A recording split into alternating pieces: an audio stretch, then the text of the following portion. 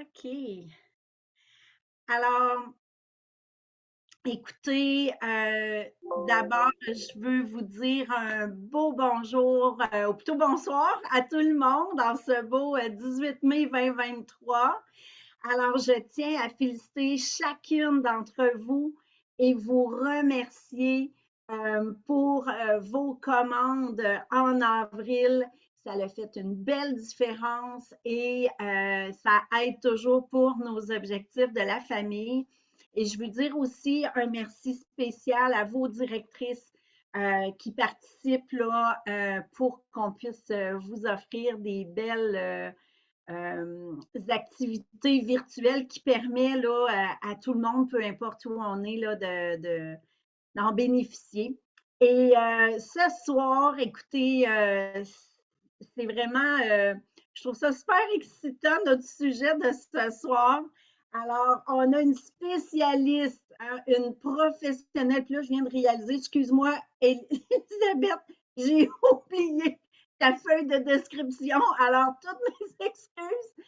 Euh, mais Elisabeth, qui s'appelle Mademoiselle Range-Tout dans son entreprise, euh, est vraiment une professionnelle de l'organisation. Et j'ai eu le bonheur de faire une séance d'introduction pour 1 heure parce que je suis à réaménager et à alléger mon bureau. Et j'ai pu constater ces bons conseils tout de suite en dedans d'1 heure. Fait que merci. Puis justement, j'avais demandé à Elisabeth de vous parler, dans le fond, de ces trucs, tout ça pour notre maison en général, mais également pour notre bureau à domicile, puisque la plupart d'entre nous faisons Mary Kay quand même sur une base régulière. On a tout notre bureau à la maison, puis on a tout besoin toujours de meilleurs conseils pour mieux s'organiser. Alors, je pense qu'on a la personne idéale. Et sans plus tarder, ben Isabelle, je vais peut-être te laisser te présenter un petit peu plus. Excuse-moi de ne pas Il n'y a avoir pas de souci. imprimé la feuille. Il n'y a pas de Et souci. je veux dire un gros merci à toutes, chacune d'entre vous qui est avec nous ce soir, celles aussi qui vont nous réécouter en rediffusion, autant les conseillères que les directrices. Merci, merci. Et sans plus tarder, je laisse la parole à Elisabeth Alessio, Mademoiselle Range-Tout, et sortez vos papiers, vos crayons, parce que je sens qu'on a des petites notes à prendre. On y va! Merci, Josée. Merci pour cette belle introduction. Oui, je vais me présenter un petit peu plus dans quelques minutes. Donc, aujourd'hui, on va parler vraiment des bases de l'organisation des espaces à la maison et le bureau à domicile. Comme Josée disait, je vais parler de beaucoup de trucs pratiques. Donc, prenez des notes et surtout, je veux que ça soit interactif ce soir. On passe 90 minutes ensemble. Oui, il y a une petite période de questions à la fin, mais honnêtement, j'aime ça quand on partage tout au long de la soirée. D'ailleurs, Josée, je vais te demander de peut-être me faire partager l'écran. C'est déjà fait. Parfait. Donc, je vais choisir ça. Vous allez me voir, des fois, ma tête va osciller de gauche à droite. C'est parce que j'ai 2 écrans, puis je vais pouvoir faire les deux, donc voir vos commentaires. Est-ce que vous voyez ma présentation? Très bien. Parfait. Oups, là. OK. Donc, allons-y. On va y arriver. Donc, je suis Elisabeth Alessio, organisatrice professionnelle depuis 2013. Donc, j'entame ma 10e année cette année. C'est quand même incroyable. J'ai fondé mon entreprise en 2016 qui s'appelle Mademoiselle Range-Tout. Très fière du cheminement que j'ai accompli depuis les dernières années. Je suis membre des OPC, donc c'est l'Association des organisateurs professionnels au Canada. Oui, ça existe. On a suivi une formation pour devenir organisatrice professionnelle pour nous permettre justement de gérer différentes situations avec des clients. Donc, en tant que Mademoiselle Range-Tout, on offre l'organisation des espaces à la maison, au bureau. On fait beaucoup d'aide au déménagement également. Donc, comment préparer un déménagement, faire nos boîtes et surtout comment s'installer à la maison après un déménagement pour s'assurer de ne pas vivre dans nos boîtes pendant des mois et des mois. Ensuite, j'ai un aspect organisation familiale. Je suis maman de 2 jeunes enfants, 10 ans et 7 ans. Donc, pour moi, c'est hyper important de leur inculquer l'importance de s'organiser dès un jeune âge, puisque c'est vraiment un atout qu'on peut vraiment adapter tout au long de notre vie. Donc, pour moi, c'est super important d'ajouter les enfants dans l'équation du rangement. Et finalement, j'offre également des ateliers, des conférences, un peu comme ce soir, sur divers sujets liés à l'organisation et au rangement. Vous connaissez peut-être notre chaîne YouTube qui s'appelle SOS Rangement. Si vous ne la connaissez pas, je vous invite à aller vous abonner. J'ai cofondé cette chaîne-là avec une amie organisatrice et on a aujourd'hui plus de 120 vidéos sur l'organisation, le rangement, la productivité. Justement parce qu'on a voulu partir une chaîne YouTube avec de l'information francophone pour aider justement la population au Québec et dans les autres pays francophones pour s'aider à s'organiser au quotidien. Mon background, en fait, je viens du domaine corporatif en vente et en marketing. J'ai travaillé dans le domaine pharmaceutique, dans le domaine de l'édition pendant 10 ans. Et j'ai vraiment compris à quel point c'était hyper important de gérer différents projets et gérer différents employés aussi à différents niveaux. Donc aujourd'hui, on va parler de différentes statistiques, les avantages de s'organiser, on va parler de techniques de désencombrement qui sont populaires, puis on va surtout passer beaucoup de temps sur les différents trucs et astuces pour organiser 5 pièces dans la maison. On va aussi parler de comment se départir de certains objets et on va terminer avec une période de questions-réponses. Mais comme je vous ai dit, si vous avez une question, n'hésitez pas à lever la main, à m'interrompre. Je ne serai pas insultée du tout. Alors, quelques statistiques en commençant. Qui ici, avec les mains levées, vous perdez votre cellulaire? On cherche tout le temps notre cellulaire. Qui perd ses clés régulièrement? Qui perd son cahier de notes? Personne ici? Levez la main si jamais ça vous arrive. Je ne peux pas voir tout le monde, mais je vais essayer de faire ça ici. Ah oui, OK, je vois quelques mains levées. Donc, imaginez qu'on passe une année entière de notre vie à chercher des objets perdus. C'est 365 jours qu'on perd à chercher nos clés, chercher notre cellulaire, chercher un crayon quand on a besoin, chercher nos notes qu'on voulait, chercher une facture qu'on devait payer. Une année qu'on perd, qu'on aurait pu faire tellement d'autres choses, qu'on aurait pu profiter de la vie, qu'on aurait pu passer du temps en famille, qu'on aurait pu vraiment profiter de soi. Et donc, c'est là qu'on réalise à quel point l'organisation est importante. Il y a plusieurs études qui ont été faites à travers les dernières années, mais celle-ci est une étude qui a été faite par une psychologue. Ça fait quand même un petit bout de temps, mais je trouve que les fondements sont encore très vrais aujourd'hui. En fait, ce qu'elle dit, c'est que l'encombrement bombarde notre esprit, notre cerveau de stimuli qui font surtravailler nos sens sur des stimuli qui ne sont pas nécessaires ni importants. Donc, c'est comme si on a beaucoup de ce qu'on appelle la pollution visuelle. C'est ce qui nous empêche de réfléchir quand on voit plein de papiers accrochés sur un habillard ou quand on voit plein de textures différentes, de couleurs différentes, de projets à faire. Notre cerveau ne sait pas sur quoi se concentrer.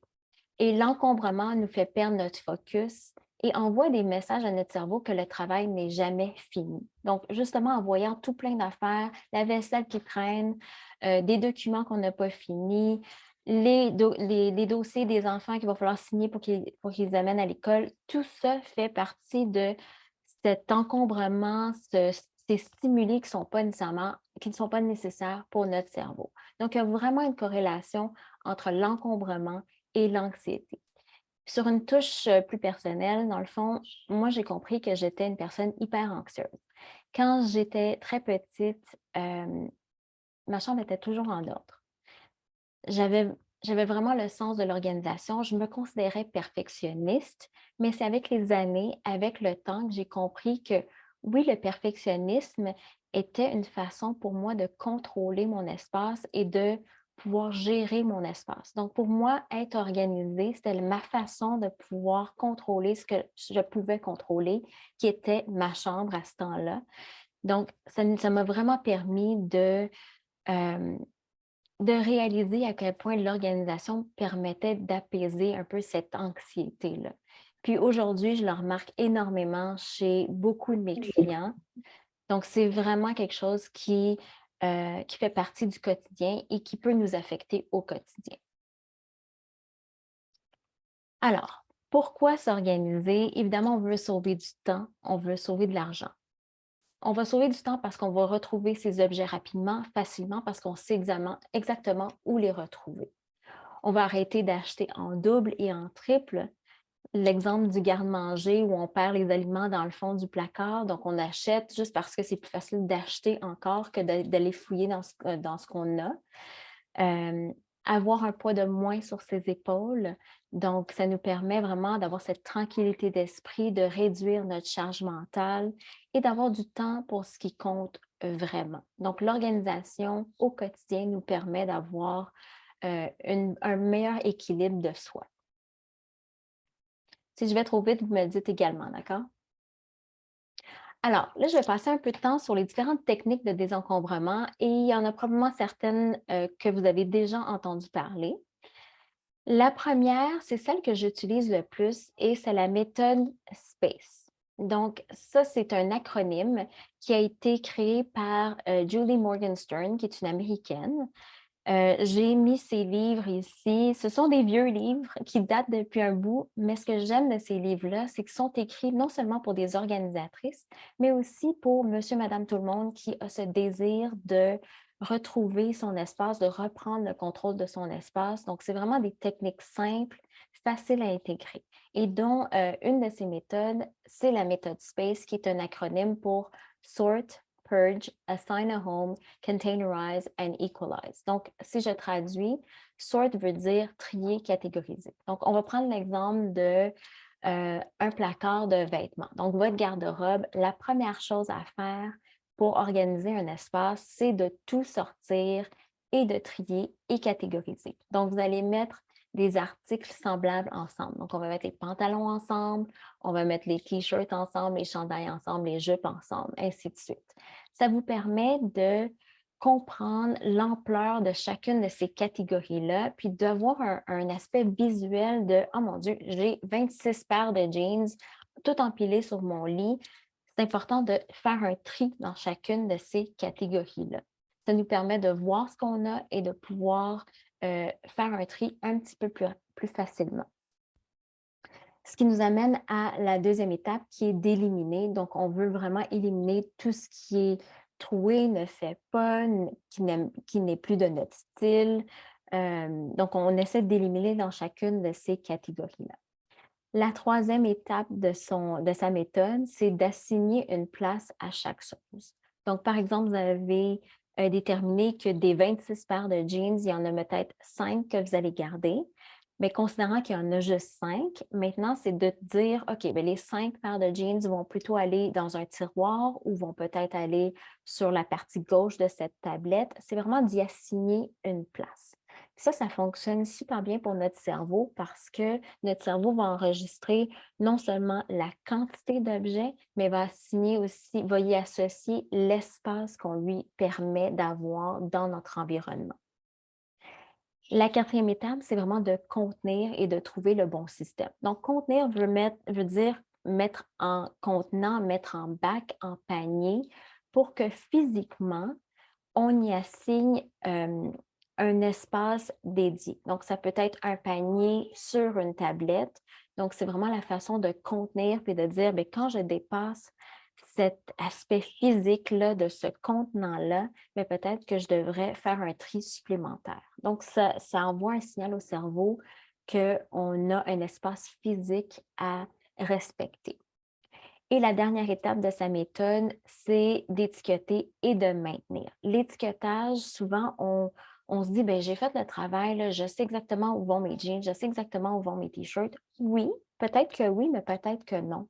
Donc, en étiquetant chaque tablette, chaque bac, ben, ça nous permet de, encore une fois, envoyer un signal à notre cerveau pour dire, visuellement, c'est là que ça va, puis c'est plus facile à maintenir. Là, je prends l'exemple d'une garde-robe, mais si on parle d'un garde-manger où il y a plusieurs personnes qui utilisent un même espace, l'étiquetage permet justement à tout le monde de s'y retrouver et de savoir où vont chacun des objets. Donc, c'est vraiment une des clés pour pouvoir maintenir un système en place. Avez-vous des questions, Ada? Tout va Oui, ben bien? moi, j'en aurais une. Puis là, je Oui, cherche Josie. même, puis j'arrive pas à trouver. Fait que, C'est euh, correct. dans le fond, ma question, je reviens au garde-robe, là. Tu sais, Mhm. quand tu dis d'étiqueter, là, mais mettons que j'ai mes t-shirts qui sont sur des, tu sais, des t-shirts, j'ai des chemises, tout ça, je ne vais pas étiqueter mes catégories sur Je sur comprends. mes supports, je suppose. Oui, Ou je en fais des fait, étiquettes en haut de ma tablette, c'est quoi? fait que ça peut être en haut de la tablette parce que souvent dans la garde-robe, on a la pôle puis on a une tablette par-dessus. Fait qu'une des exemples là, ou des idées, c'est d'étiqueter la tablette en haut. Par contre, l'autre idée, c'est qu'on se voit souvent ça pour les enfants. Tu sais, quand les enfants sont tout bébés, il y a des petits des cercles qu'on accroche sur la pôle où c'est écrit, mettons, 0-3 mois, 6-12 mois, 9-18 mois. Fait que ça va être écrit on peut utiliser ce même principe-là puis mettre, mettons, des sections visuelles pour notre garde-robe. Donc, ça va délimiter une section. L'autre exemple, ça serait de prendre des cintres différents pour que visuellement, on puisse justement se retrouver. Donc, mes t-shirts sont sur des cintres blancs en plastique. Mes chandails sont sur des cintres noirs en velours. Fait que ça, c'est une coche de plus, mais pour les personnes extrêmement visuelles, ça peut vraiment aider. C'est Sinon, bon? c'est important. Tu sais, mettons, moi, ils sont tous en velours noir, là. Oui, J'avais tout acheté, là, mais dans le fond, tu me suggères de mettre, mettons, ça, c'est la section des t-shirts, ça, c'est la section des blouses, des jeans, des oui. robes. Ou OK. comme je disais, il y a des rondelles là, qui s'accrochent sur l'épaule où on peut vraiment identifier chacune des sections. Donc, on peut dire, mettons, t-shirt, puis là, jusqu'à la prochaine section, qui est, mettons, pantalon, qu'on va étiqueter. Tu prends ça où, ces rondelles-là? Il y en a dans, tu sais, mettons, HomeSense, on va en voir, Amazon aussi, c'est souvent là. Merci. De rien. On va passer à la deuxième méthode, qui est la méthode KonMari. Donc, c'est la méthode de Marie Kondo, qui est une japonaise que vous avez peut-être entendu parler. Pour elle, son approche est beaucoup plus spirituelle et vraiment centrée sur le minimalisme. Elle a développé une notion de joie, de garder des objets seulement s'ils nous apportent de la joie et cette petite étincelle dans les yeux. Donc, j'avoue que c'est à prendre et à laisser. Il y en a qui sont excessivement pour cette méthode, il y en a qui sont excessivement contre. Moi, je trouve qu'il y a des bons aspects à sa méthode, mais des fois, je trouve que c'est un peu extrême. Donc, je vous l'explique un peu. Pour elle, elle a un processus assez rapide. Donc, elle dit quand vous êtes prêt à commencer la méthode, c'est de se donner un délai quand même assez court. C'est pas spécifié c'est quoi court, mais quand on se dit qu'on commence, bien, on a un point de fin aussi qui est déterminé. Ça peut être 1 mois, ça peut être 3 mois, mais on a vraiment un processus qui est quand même assez court. L'autre chose qu'elle a développée, c'est une technique de pliage de vêtements qui est peut-être ce que vous connaissez le plus de Marie Kondo. C'est du pliage à la verticale. J'ai d'ailleurs une photo ici. Donc, c'est vraiment une façon de plier les vêtements pour qu'ils se tiennent tout seuls à la verticale. Donc, quand on ouvre notre tiroir, puis on a par exemple notre inventaire de t-shirts, bien là, on voit déjà tous les modèles, puis on peut savoir ce qu'on veut prendre, puis où aller les replacer aussi. Marie Kondo, elle, favorise vraiment une séquence assez précise. Donc, elle dit de toujours commencer par le désencombrement et l'organisation des vêtements de toute la famille.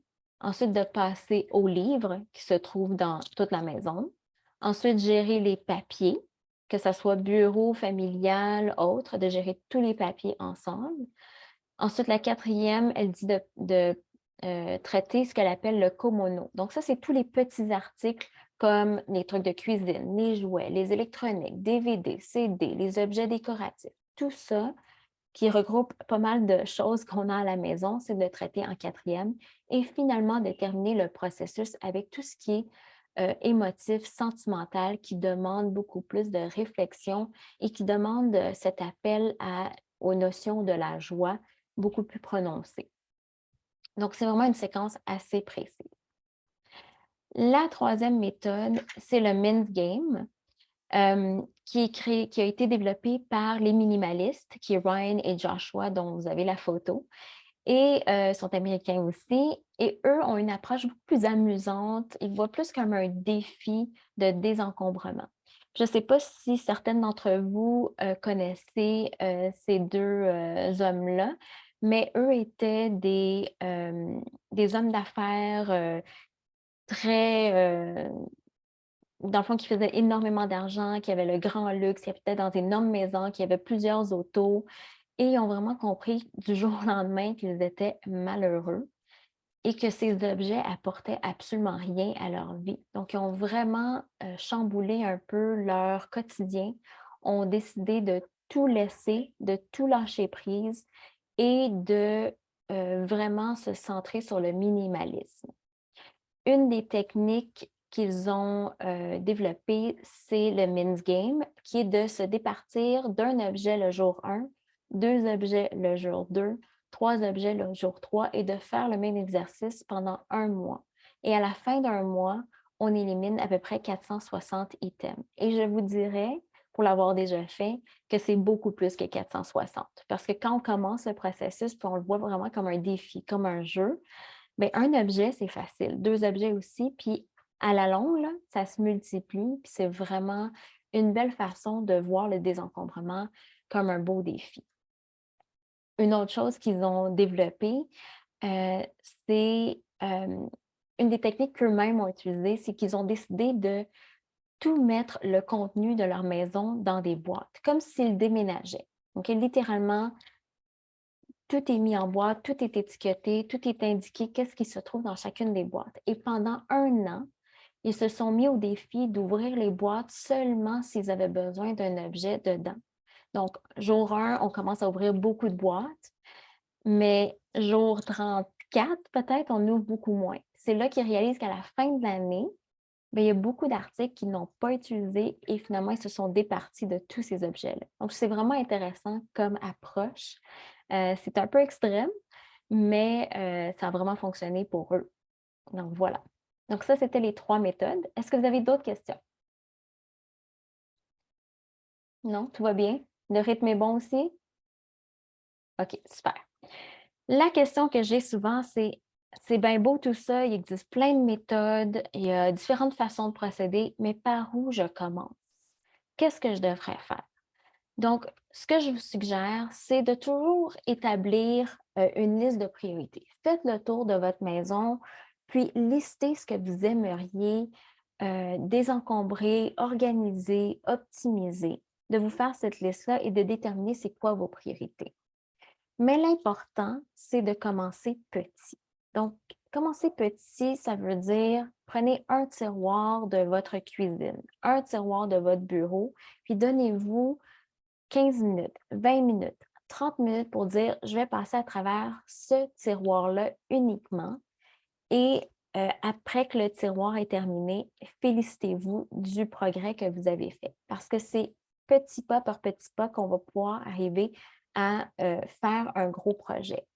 Donc, commencez petit, donnez-vous un délai, puis à partir de là, quand vous allez avoir pris confiance en vous, confiance dans le processus, dans votre prise de décision, c'est là que vous allez pouvoir dire, OK, maintenant je suis prête à attaquer mon bureau au complet, ma cuisine au complet et finalement ma maison au complet. Le troisième truc que j'ai à vous suggérer, c'est lorsque vous faites cet exercice-là dans un petit espace de votre maison, vous avez probablement pris des décisions par rapport à ce que vous voulez donner, garder. Ce que vous voulez donner, sortez-le de la maison tout de suite. Allez le mettre directement dans l'auto pour vous dire la prochaine fois que je prends mon auto, je m'en vais au centre de don. Plus vous voulez débarrasser de votre espace, plus mentalement, la dissociation de vos objets se fait. Donc, c'est vraiment une façon pour dire je boucle la boucle, puis j'ai fait mon espace, je m'en vais apporter mes objets maintenant au centre de don. OK, on va passer dans la partie, je dirais, amusante de la présentation parce que là, on va parler de 5 espaces à organiser dans la maison. Je vais vous parler de beaucoup d'articles de produits pour la cuisine, pour la chambre à coucher, pour le bureau, la salle familiale, le vestibule. L'idée, ce n'est pas d'intégrer tous ces produits-là pour vous dire organiser. L'idée, c'est de prendre 2, 3, 4 idées qui vous parle et que vous pouvez intégrer facilement dans votre quotidien. OK? Donc, commençons par la cuisine parce que je trouve que c'est vraiment le point central d'une maison. Très souvent, on gravite toujours autour de l'îlot de la cuisine. C'est un espace qui est utilisé par tout le monde dans la famille. Et donc, quand cet espace-là est organisé, on a l'impression qu'on a déjà un bon début qui est fait. Un des points que j'entends souvent, c'est mes comptoirs débordent, j'ai plein d'articles, les enfants déposent leur boîte à lunch, j'ai encore la vaisselle du matin, j'ai des papiers que je viens d'entrer de mon courrier. Qu'est-ce que je fais? Souvent, nos comptoirs sont encombrés parce que on n'a pas nécessairement une place assignée pour chaque chose. C'est hyper important de prendre le temps de déterminer où devrait aller le courrier entrant, où devraient aller nos clés, où devraient aller les boîtes à lunch quand les enfants arrivent de l'école. Est-ce que c'est sur le comptoir? Est-ce que c'est un crochet à l'entrée? Est-ce que c'est? Est-ce que c'est? Donc, trouver une place pour chaque chose, ça nous permet justement d'épurer nos surfaces. Ça devient très contagieux d'avoir des comptoirs libres. On a souvent tendance à dire, ben c'est libre, donc je peux juste le mettre là, mais ça devient très encombrant et très mentalement demandant quand on voit des surfaces qui sont pleines. L'autre truc pour épurer nos comptoirs, ça a l'air hyper anodin, mais souvent ce que je vais suggérer, c'est un genre d'organisateur à bureau, un peu comme ce que vous voyez dans l'image de droite ici, où on va mettre les trucs qu'on a besoin à portée de main. Donc, des crayons, des post-it si quelqu'un nous appelle, peut-être le courrier qui est entrant, qui est à traiter cette journée-là, quelques menus. Donc, vraiment l'essentiel pour regrouper tout ça à un endroit. Si vous avez la chance d'avoir un tiroir qui pourrait être dédié à ça pour que ça soit caché, encore mieux. Mais sinon, quelque chose qui contient l'essentiel, c'est ce que je vous suggère. Un autre exemple, c'est d'avoir un panier décoratif ou un genre de bol que vous pouvez mettre sur le comptoir de votre cuisine. C'est vraiment comme un point de rassemblement pour tous les items qui sont divers, qui sont un peu en transition. Donc, vous avez l'exemple de mon propre bol ici, mexicain, là, que j'ai acheté au Mexique, avec genre un morceau de Lego, des factures, un coupon, toutes des choses qui auraient pu se retrouver sur le comptoir de cuisine un peu éparpillé dans le coin, mais en le concentrant dans un panier ou dans un bol, ben, ça me permet de dire, bon, mais ça, c'est tous des items qu'il faut que je leur trouve une maison. Il va falloir que je leur trouve une place. Donc, c'est une façon de dire, ben, ces items-là sont en transition et je dois les traiter. Évidemment, quand le bol est très, très plein, ça veut dire qu'il faut les traiter immédiatement. Mais si on peut prendre régulièrement le temps de les traiter une fois par semaine ou qu'après quelques jours, ben, c'est déjà une belle façon. Et la troisième façon, c'est de responsabiliser tous les membres de la famille. Donc, dans les espaces qui sont communs, comme la cuisine, hyper important de responsabiliser les enfants comme les adultes pour dire, bon, ben, ta boîte à lunch, c'est ta responsabilité. J'aimerais que lorsque tu arrives de l'école, tu vides le contenu et tu mets ta boîte à lunch vide sur le crochet qui est vraiment attitré à ça. Donc, il faut les responsabiliser. Les enfants, là, ils sont très bons à la garderie, ils sont très bons à l'école pour écouter leurs profs parce qu'ils ont des consignes claires, puis c'est toujours les mêmes consignes et c'est les mêmes règles pour tout le monde. Donc, si on est aussi constant à la maison, bien, ça permet aux enfants justement de respecter ces règles-là et de contribuer à l'organisation familiale. Ensuite, le deuxième espace qui devient encombré assez rapidement, c'est le garde-manger. Donc, les avantages de mettre de l'ordre dans le garde-manger, c'est qu'on peut vraiment connaître ce qu'on a sous la main, connaître son inventaire, sauver de l'argent parce qu'on arrête d'acheter en double et en triple les mêmes sauces tomates. On planifie plus facilement les repas de la semaine parce qu'on sait ce qu'on a. Et finalement, on peut éviter du gaspillage de nourriture qui, on sait qu'on gaspille énormément justement parce qu'on oublie les items qui se trouvent au fond du garde-manger. Maintenant, on n'a pas toute la chance d'avoir un garde-manger de type walk-in, un peu comme dans la photo qu'on a organisée il y a quelques mois, mais que ce soit un garde-manger de type walk-in ou un garde-manger juste un placard, ce sont les mêmes règles qui vont s'appliquer. Alors, Une des règles à respecter pour le garde-manger, c'est optimiser ce que j'appelle l'espace vertical. Donc, l'espace vertical, c'est l'espace qui se trouve entre deux tablettes. Donc, soit dans un garde-manger de type walk-in ou dans un garde-manger comme un placard. L'espace vertical, c'est ce qu'on veut essayer d'optimiser. Donc, vous avez à gauche un présentoir étagé qui est de la marque iDesign qui se trouve chez Canadian Tire. Et ce genre de présentoir-là est fait avec des marches un peu plus larges pour vraiment accommoder les conserves. Donc, ça vous permet de vraiment voir votre inventaire de cannes. Tout le cannage est vraiment à portée de main, puis vous voyez votre inventaire rapidement. La deuxième façon ici pour optimiser l'espace vertical, c'est d'avoir des espèces de paniers un peu superposés comme ça. Celui-là, c'est un produit quand même assez récent de chez IKEA. Je n'essaierai même pas de le prononcer, mais vous avez le nom en dessous de l'image. Ça vous permet d'intégrer quelques items qui sont peut-être plus légers que vous voulez à portée de main. Donc, ça peut être un bon exemple pour des sacs de collation réutilisables. Ça peut être pour les collations des enfants qui vont se servir eux autres mêmes. Donc, tout ça pour les avoir à portée de main. Ce qui est important, c'est d'avoir des items qui ne sont pas très lourds parce que ces genres de paniers-là ne sont pas hyper résistants. Donc, on ne peut pas mettre des objets trop pesants dessus. Maintenant, je vais vous parler de plusieurs articles pour les armoires et les tiroirs. Donc, j'en ai une dizaine ici qu'on peut intégrer dans n'importe quelle cuisine, que vous avez une cuisine immense ou une mini-cuisine. Ces genres d'articles-là vous permettent d'optimiser vos armoires et vos tiroirs. Encore une fois, vous n'êtes pas obligé de toutes les avoir pour être organisé, mais ce sont des pistes de réflexion pour voir est-ce que je pourrais intégrer un support à couvercle dans ma cuisine. Donc, allons-y. Alors, le premier article de rangement que j'adore intégrer, ce sont des étagères ajustables. Donc, encore une fois, on va aller chercher l'espace vertical entre deux tablettes de notre placard de cuisine pour peut-être mettre des assiettes larges en dessous et des petites assiettes au-dessus. Donc, ça nous évite de devoir soulever notre pile d'assiettes petites pour prendre une assiette grande. C'est une belle façon de pouvoir prendre nos objets et les remettre en place rapidement, facilement, sans trop chercher. Donc, il y a un bon exemple ici. À gauche, c'est un rack qui se trouve chez Walmart. Et à droite, vous avez un exemple qui est plus en aluminium chez Canadian Tire.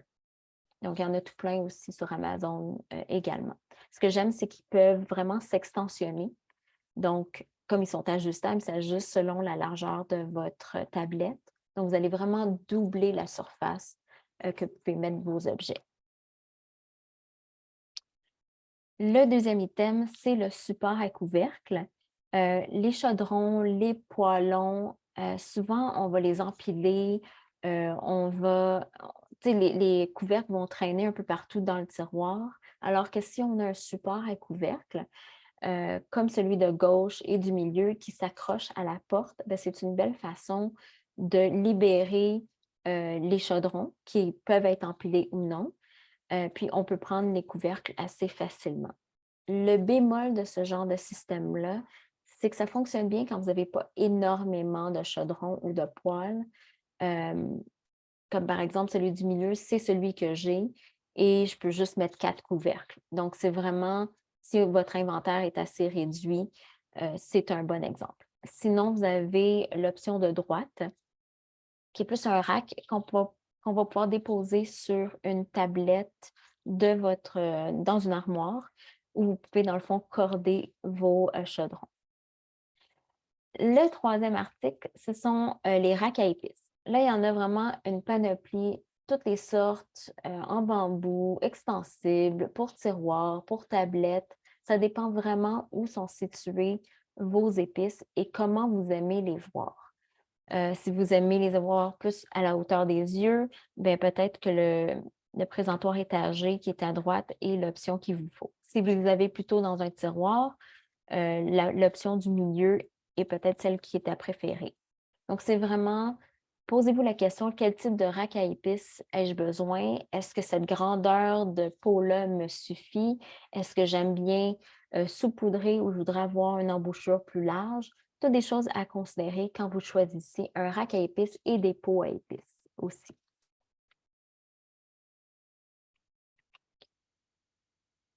Le 4e article pour la cuisine, c'est l'organisateur vertical que j'adore.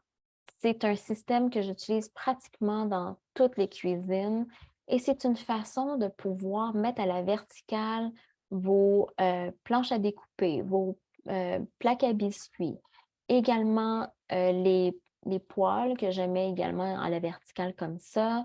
Donc, il y a vraiment une belle façon de pouvoir ajouter tout notre inventaire d'articles de cuisine pour pouvoir les mettre un peu à la verticale comme des livres, pouvoir les prendre et les remettre à sa place rapidement, facilement. L'être humain est paresseux, donc ce sont des genres de systèmes qui fonctionnent bien pour notre cerveau. On ne veut pas fouiller à travers toute notre cuisine, donc quelque chose qui est simple, rapide, c'est toujours ce qu'on va favoriser. Donc, vous avez différents modèles. Il y en a qui s'extensionnent ici, là. On peut ajuster les languettes à différentes largeurs pour accommoder des chaudrons ou des poêles peut-être plus larges. Donc, ça dépend vraiment. Il y en a au Dollarama, il y en a sur Amazon, HomeSense beaucoup aussi. Donc, vraiment, faites le tour des différents magasins. Il y a vraiment un inventaire quand même assez large là-dedans. Le plateau tournant, aussi un incontournable pour les cuisines. Il en existe de différents diamètres, donc en acrylique, en plastique, en bambou, avec des rebords plus larges. Ce que j'aime du plateau tournant, c'est comme il tourne, évidemment, on n'a pas besoin de fouiller dans le fond. Donc, on peut mettre les plateaux tournants dans un garde-manger, dans une armoire de cuisine, dans un frigo aussi, pour mettre tous nos condiments. Mais ce que j'aime, en fait, ce que je favorise pour le plateau tournant, c'est plutôt les huiles, les vinaigres, des fois les épices, dépendamment où c'est situé. Puis il y en a qui sont vraiment décoratifs, donc si on veut en laisser un sur le comptoir de cuisine, c'est une belle façon aussi d'ajouter une touche décorative au rangement. Pas de questions encore? Tout va bien? Je regarde s'il y a des commentaires. Josie, si jamais tu vois des commentaires sur le chat que je ne peux pas voir, tu me laisses savoir, s'il te plaît. Oh, France, tu avais une question? Oui? Oui. Est-ce qu'on va tout avoir ça par écrit, des photos aussi? Ça nous aidera encore plus. Je peux vous partager la présentation si José a une façon de vous envoyer ça. Ça serait bien. Oui. Parfait, Avec plaisir. merci. Merci beaucoup. De rien. Pas de problème. Le 6e rangement, ce sont les différents rangements à ustensiles. Donc, un autre des problèmes récurrents dans la cuisine, et je m'inclus là-dedans, c'est les ustensiles, surtout les ustensiles longs, qui prennent une place immense dans un tiroir, qui ont des formes un peu différentes, donc c'est difficile de les corder. Donc, il y a différentes options. L'image de gauche et du milieu, ce sont des plateaux qui s'emboîtent un dans l'autre. Donc, ça permet de créer comme un plateau un peu plus sur mesure selon vos besoins. Donc, c'est une belle façon. Et l'option de droite, évidemment, c'est le rack à ustensiles un peu plus traditionnel. Mais ce que j'aime de ça, c'est qu'il s'extensionne. Donc, on peut vraiment aller chercher la largeur complète d'un tiroir à ustensiles. Et il y en a qui sont faits pour les ustensiles longs plus que les ustensiles de tous les jours. Une autre belle façon pour organiser les ustensiles longs et d'autres objets dans un tiroir, c'est d'utiliser des séparateurs extensibles. Donc, en fait, ce sont des séparateurs où vous avez cette partie ici là, qui est à ressort. Donc, vraiment, ça s'ajuste selon la profondeur de votre tiroir. Ici, c'est un exemple de séparateur long. Je dis long parce que c'est important avant d'acheter ce genre d'article-là de bien mesurer la profondeur de votre tiroir parce qu'il existe 2 modèles, des courts et des longs. Donc, toujours bien mesurer avant d'acheter celui qu'il vous faut pour votre propre cuisine.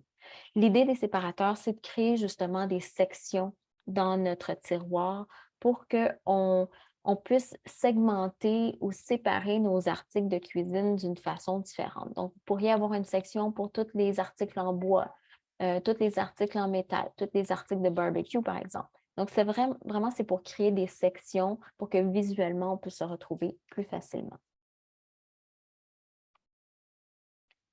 Le 8e article que je vous conseille dans l'organisation d'une cuisine, ce sont les contenants hermétiques. Donc, hermétiques parce que pour conserver les aliments plus longtemps, c'est important des contenants de qualité. Ça, c'est ceux que j'adore de OXO, donc la marque OXO, qui avait un bouton poussoir sur le couvercle. Ils sont faciles à laver, qui est toujours difficile à trouver. Et ils viennent en grandeur variée aussi. Donc, ça vous permet vraiment de choisir les contenants que vous aimez selon les aliments que vous voulez mettre dedans. Il y a des ensembles comme celui-ci qui se trouvent chez Costco parfois, qui sont à très, très bon prix. Donc, surveillez ça si c'est ce genre d'article que vous voulez intégrer chez vous. Il existe d'autres marques. Évidemment, Tupperware est une autre marque. Mais il y en a tout plein également sur Amazon. Une marque que j'aime beaucoup, qui est beaucoup moins chère que les OXO, c'est Chef's Path. Donc, c'est vraiment... on a vraiment un bel ensemble de contenants de bonne qualité à très bon prix. Peux-tu... Oui, tu veux que je l'écris? Oui, s'il te plaît, nous l'épeler parce que... Chef, donc C-H-E-F, apostrophe S, Path, P-A-T-H. Merci beaucoup. De rien. OK. Ensuite, point numéro 9, c'est j'aimerais qu'on garde en tête que lorsque vous intégrez des rangements dans une cuisine, d'essayer de favoriser les bacs qui sont carrés ou rectangulaires au lieu de les contenants qui sont circulaires. Pourquoi circulaire? Pourquoi pas circulaire? C'est parce qu'entre chacun des pots, on perd de l'espace, ce qui fait que quand on les cumule, là, on en perd beaucoup d'espace. Donc, si vous optez plus pour des contenants qui sont rectangulaires, qui peuvent vraiment se coller un sur l'autre, vous allez sauver beaucoup d'espace dans un garde-manger, par exemple. Donc, juste gardez ça en tête. Ces contenants-là, l'image peut-être que vous ne la voyez pas beaucoup comme ça, mais ce sont les Variera de chez Ikea. Ce sont des bacs blancs en plastique qui sont lavables, résistants, puis viennent en 2 dimensions. Donc, ça, c'est le large, puis il y a le petit également. Le 10e point, c'est d'intégrer des crochets 3M dans votre cuisine. Ça a l'air vraiment bizarre d'intégrer des crochets collants, autocollants, mais dans le fond, pour des articles qui ont des formes bizarres ou qu'on n'a pas nécessairement une grosse quantité, puis qu'on peut ajouter à une porte d'armoire, c'est vraiment pratique pour optimiser l'espace. Donc, par exemple, ici, vous avez un tamis. Ici, ce sont des poignées de four, là. Puis simplement, il y en a des décoratifs, il y en a des moins décoratifs. Donc, ceux-là sont blancs, on peut apposer avec un autocollant. La seule chose avec ceux-là, c'est de surveiller là, sur l'étiquette, vous avez le poids maximum que ça peut supporter. Donc, dépendamment de ce que vous voulez accrocher, toujours vérifier. Donc, ça regroupe les 10 articles de la cuisine pour les armoires et les tiroirs. Avant de passer à la chambre à coucher, est-ce que vous avez des commentaires ou des questions? Ça se passe bien? Parfait. Oui. As-tu des suggestions? Parce que je suppose bien qu'il faut étiqueter. Mm-hmm. As-tu des catégories? Comment tu procèdes? Dans le garde-manger, par exemple? Oui, dans le garde-manger. Oui. Fait que dans le fond, je vais essayer de retourner ici, là. Alors, dans le garde-manger, quand on va étiqueter, c'est que souvent, je vais avoir des bacs. En fait, moi, j'aime beaucoup mélanger des contenants transparents avec des bacs, OK? Donc, les contenants transparents comme les OXO, c'est pour mettre, mettons, les farines, les sucres, les riz, peut-être des pâtes. Donc, toutes les choses que on a des plus grosses quantités. Ça peut être aussi des fois des noix si on les veut plus en collation.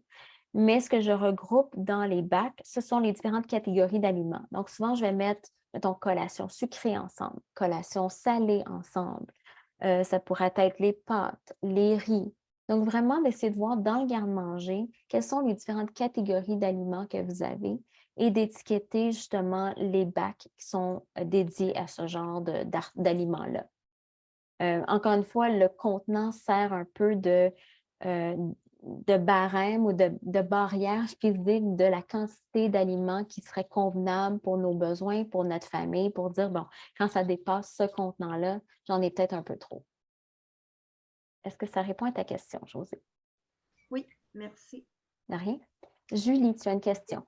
J'ai une question. Qu'est-ce Oui. qu'on fait avec, tu sais, des bonnes armoires, là, mais qui sont profondes et que les tiroirs, il n'y a pas de tiroir, c'est vraiment Ouais. une tablette, puis là, on est là, puis on cherche, puis tout tombe. Ouais. Y a-t-il un truc, y a-t-il une façon qu'on peut trouver quelque chose qui est coulissant ou je sais pas, qu'est-ce qu'on fait En avec ça? fait, je ne favorise pas tout le temps les tiroirs coulissants qui ne sont pas faits sur mesure.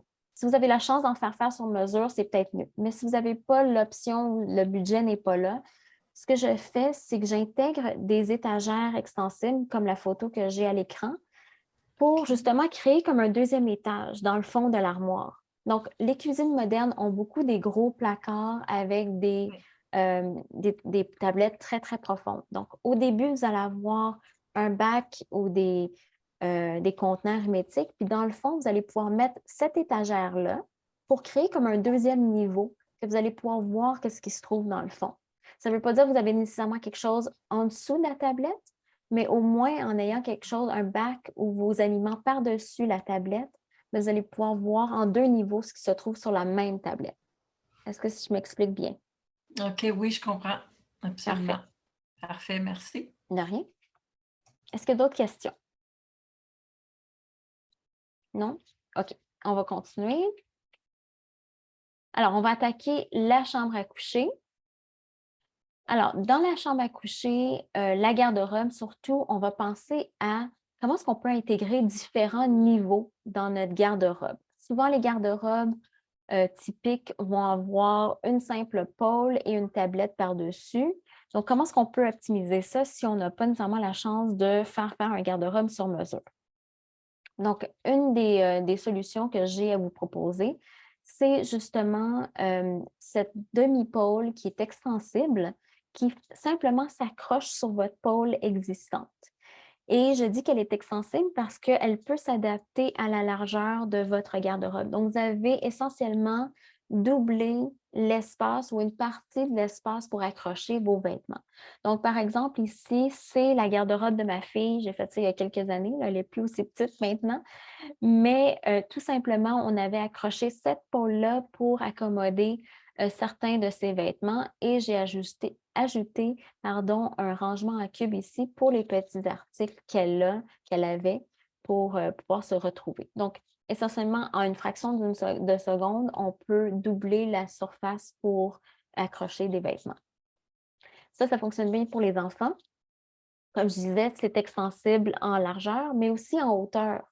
Donc, la pôle qui se trouve ici peut monter ou descendre selon nos besoins. Donc, pour les enfants, c'est génial parce que quand ils sont tout petits, les vêtements sont très, très petits. Donc, on peut monter la pôle, puis au fur et à mesure qu'ils grandissent, bien, on peut la descendre. Donc, par exemple, ce système-là, mes enfants ont encore ce genre de système-là dans leur garde-robe. Mon fils a 10 ans, ma fille a 7 ans maintenant, et ça fonctionne encore très, très bien pour eux. Ceci étant dit, ça fonctionne aussi bien pour des garde-robes pour adultes. Question de pouvoir doubler encore combien de vêtements on ajoute dans notre garde-robe. La garde-robe aussi, une belle façon pour sauver de l'espace, c'est d'opter pour des cintres en velours qui sont minces. Cintres en velours parce que lorsqu'on a des petites camisoles, des petits tops qui sont légers, qui peuvent tomber, là, justement, le velours permet de les garder en place. Et ce que j'aime, c'est que comme ils sont très, très minces, on va sauver pratiquement 25 à 30 de son espace de garde-robe en intégrant des cintres uniformes, minces et en velours. Donc, il y en a chez Costco. Je ne sais pas si vous avez déjà vu, mais sinon, Amazon en a également, HomeSense. Donc, il y a différents magasins qui en offrent. Maintenant, dans la garde-robe, encore typique où on a simplement une pôle et une tablette par-dessus, souvent, on ne sait pas quoi mettre sur la tablette du haut, puis on se dit, bien, ça va être tout perdu, puis toutes les piles vont tomber une sur l'autre. Donc, comment est-ce qu'on fait pour s'assurer d'optimiser cet espace-là? Alors, je vais intégrer ce genre de séparateur-là pour créer des sections sur notre tablette. Donc, on va pouvoir mettre, par exemple, des vêtements, par exemple, les gros chandails qui, des fois, vont tomber une sur l'autre. Ça nous permet de garder des belles piles droites. Ou bien, j'aime bien mettre des accessoires sur la tablette du haut. Donc, les sacs à main. Souvent, les sacs à main sont souvent très mous, ils ne se tiennent pas tout le temps. Donc, en créant des sections où on peut, dans le fond, squeezer le sac à main, ça permet de vraiment les garder droits puis les garder avec une certaine structure. Donc, ça permet d'optimiser justement la tablette du haut. Ensuite, dans la garde-robe, toujours, comment est-ce qu'on peut utiliser l'intérieur des portes? Donc, j'ai parlé d'optimiser l'espace vertical entre deux tablettes, mais optimiser l'espace mural ou l'espace d'une porte, et c'est une belle façon aussi d'aller optimiser cet espace-là. Donc, il existe beaucoup de genres de supports pour les accessoires ou pour les casquettes. J'aime bien accrocher, par exemple, les foulards, les chapeaux sur ce genre de support-là. Évidemment, ça fonctionne bien si vous avez des portes de garde-robe qui s'ouvrent comme ça, là, pas des accordéons, ça ne fonctionnera pas. Mais au moins, vous avez une option pour optimiser cet espace-là qui est souvent perdu. Autre chose que j'ai déjà fait, c'est sur une porte comme ça ici, je vais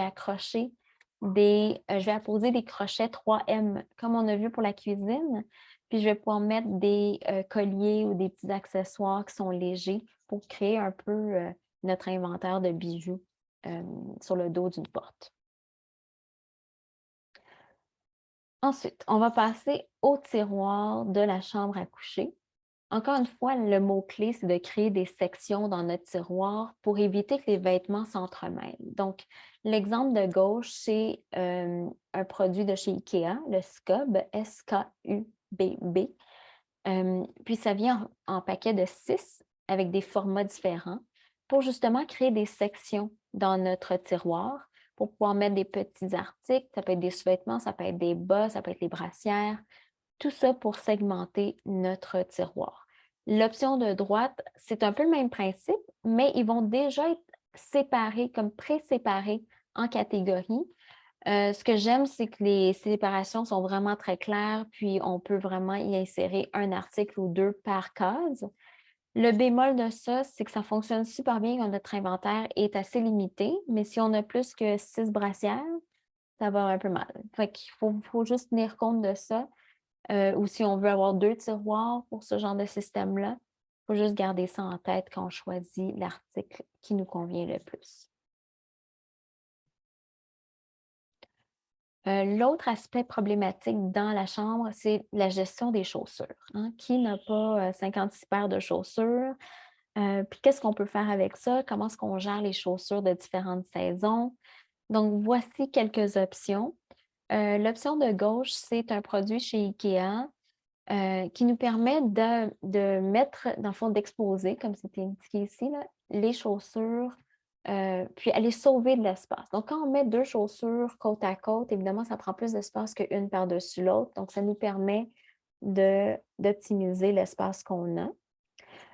L'option du milieu, c'est le traditionnel. Donc, avoir un rack à chaussures à 2 étages, 3 étages dans votre garde-robe, c'est une belle façon de protéger vos souliers puis de les voir rapidement. Mais si vous avez un inventaire beaucoup trop élevé pour un simple rack, mais vous avez l'option de droite qui permet de ranger les chaussures hors saison en dessous d'un lit ou dans un autre placard. Donc, ça permet vraiment de conserver les chaussures bien rangées pour la prochaine saison. Mais les chaussures, c'est toujours quelque chose qui est problématique chez pratiquement tous les clients. Donc, voyez toujours faire un tri, ça c'est sûr que c'est la première étape, de vous demander est-ce que j'en ai encore besoin, est-ce que je l'utilise, est-ce qu'il est confortable, pour être sûr que vous gardez ce qu'il vous faut. Je pense qu'il y a quelqu'un qui a défait son micro. Non? Pas de question? OK. On va passer au bureau. Alors, comme on disait au début, on a presque tous un bureau à domicile maintenant avec la pandémie, mais en plus, avec la nature de votre travail, beaucoup d'entre vous travaillez de la maison. Donc, je voulais vous parler de différentes choses à considérer pour un bureau à domicile qui pourrait évidemment servir pour la paperasse familiale, mais aussi pour votre paperasse d'entreprise. Donc, encore une fois, utiliser l'espace mural ou l'espace vertical. Donc, comment est-ce qu'on peut dégager notre surface de travail le plus possible parce qu'on veut se concentrer sur un projet à la fois, un client à la fois. Donc, en ayant tous nos papiers sur notre espace de travail, ça ne nous permet pas de se concentrer sur ce qu'on doit faire à ce moment-là. Donc, on veut libérer notre surface de travail et utiliser l'espace mural ou vertical est une des belles façons pour le faire. Donc, on peut utiliser un tableau de liège pour des post-it, un tableau blanc si on veut se mettre ce qui est à faire pour la journée, un panneau perforé comme celui de IKEA ici au milieu. On peut y apposer, par exemple, des objectifs. Donc, si vous avez des objectifs pour votre semaine, pour votre mois que vous devez respecter. Donc, toujours ça, gardez ça en tête pour mettre l'information qui est essentielle d'avoir à portée des yeux, si je peux dire, mais qui n'encombre pas votre espace de travail. J'ai également un système de gestion de papier que je vous conseille. Donc, ça ici, c'est un produit de chez IKEA aussi qui s'appelle le K-Vessel. Donc, c'est K-V-I-S-S-L-E. C'est un organisateur à revue, mais que j'utilise tout le temps dans un bureau parce que je le trouve plus intéressant que les organisateurs typiques de bureau qui ne sont pas très beaux, noirs, en plastique. Et ce que j'aime aussi, c'est qu'il y a 5 sections. Donc, on n'est pas obligé d'utiliser les 5. Si vous avez besoin de 3, 4, c'est correct, mais on peut aller jusqu'à 5. Donc, ce que je trouve intéressant pour des entrepreneurs, c'est qu'on pourrait avoir 1 ou 2 sections pour notre paperasse familiale et utiliser les autres pour la paperasse d'entreprise. Donc, ça pourrait, selon la nature de votre emploi, évidemment, ou de votre travail, vous pourriez avoir, mettons, les clients à traiter, les commandes à envoyer. C'est toutes des choses que vous pouvez avoir à portée de main, mais que vous n'avez pas besoin d'avoir sur votre bureau pour encombrer votre bureau. Ce qui est important avec ce genre de système-là, c'est que ce n'est pas un classeur. Ce n'est pas quelque chose qui devrait être permanent, ou en fait, les papiers qui se trouvent là-dedans ne devraient pas être là en permanence. C'est vraiment un peu comme un tri de papier, faire une rotation de vos papiers. C'est des choses qui vont toujours bouger, mais que vous ne voulez pas nécessairement garder sur votre surface de bureau.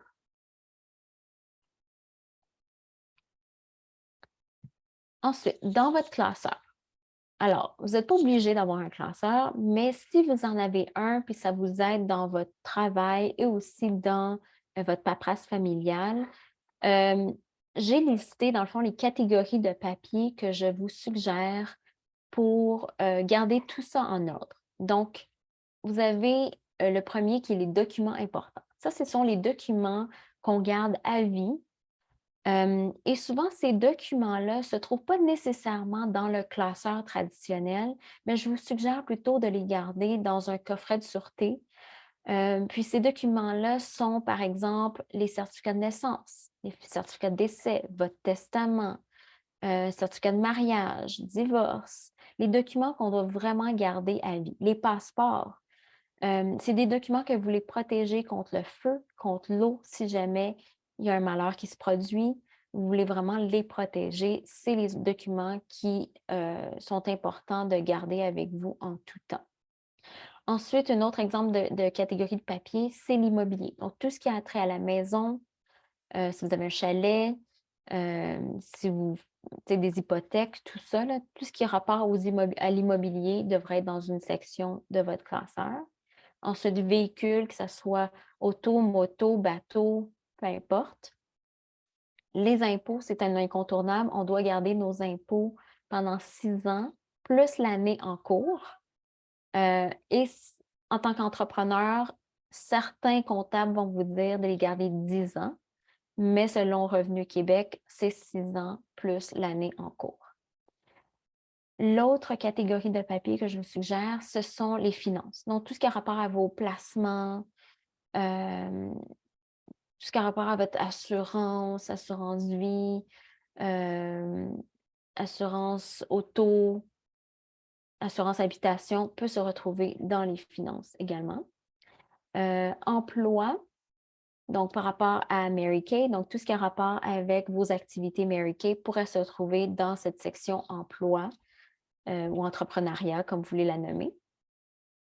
Ensuite, l'autre catégorie de papier que je vous suggère, c'est familial. Donc, ça, c'est tout ce qui a rapport à chaque membre de la famille. Si vous avez des documents plus perso, vous pouvez avoir un document par membre de la famille et finalement terminer avec tout ce qui est médical ou santé pour chaque membre de la famille et votre chien ou chat aussi.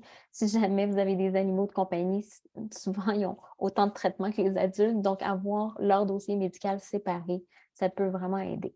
Donc, en général, ça regroupe pas mal tous les documents que vous avez besoin d'avoir dans un classeur. On a beaucoup de papiers aujourd'hui qu'on garde, qu'on ne garde plus physiquement parce qu'on reçoit nos factures en ligne. Donc, heureusement, on n'a pas besoin d'en garder autant, mais vous pourriez avoir ce même système-là dans votre ordinateur, avec les mêmes catégories, puis dans le fond, scanner vos factures, scanner vos relevés, puis garder ça électroniquement uniquement. Maintenant, si vous êtes une personne hyper visuelle, puis évidemment, je vous demanderai d'étiqueter toutes ces catégories-là, mais si vous avez besoin d'un aspect plus visuel, vous pouvez utiliser des couleurs pour chacune de ces catégories-là. Donc, avoir des dossiers suspendus pour immobilier en rouge, véhicule en orange, impôts en jaune. Comme ça, visuellement, vous pouvez vous retrouver plus facilement. J'ai l'impression que je vais vraiment vite. Est-ce que c'est correct? Tout est clair? OK. Parfait.